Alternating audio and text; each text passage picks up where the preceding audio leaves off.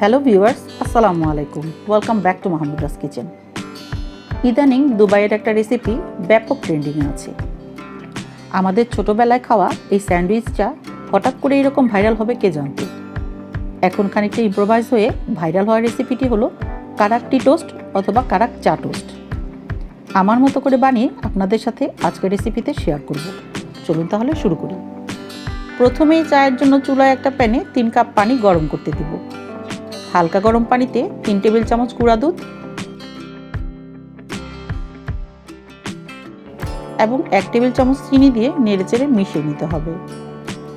এখন বলক আসা অবধি অপেক্ষা করব। দেখুন বলক চলে এসেছে।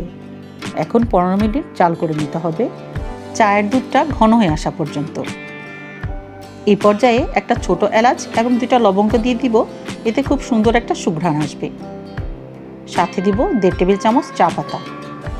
নেড়েচেড়ে দিয়ে আরও কিছুক্ষণ জাল করে নিতে হবে। প্রায় 10 মিনিট জাল করার পর দেখুন এর মধ্যে চায়ের কাঙ্ক্ষিত কালার চলে এসেছে। এখন নামিয়ে নিয়ে ছেঁকে নিতে হবে। চলুন তাহলে নেক্সট প্রসেসটা দেখে নিই। এবারে 1 পিস ব্রেডে ক্রিম চিজ স্প্রেড করে দিব।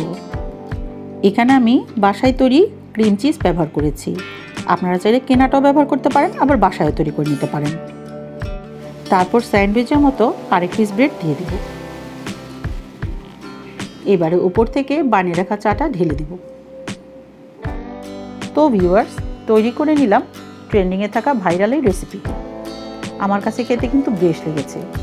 আপনারাও সকাল অথবা বিকালের নাস্তায় এভাবে তৈরি করে নিয়ে খেতে পারেন। আরও মজার মজার রেসিপি পেতে প্লিজ লাইক, কমেন্ট, শেয়ার এবং সাবস্ক্রাইব করে মাহমুদাস কিচেনের সাথেই থাকুন।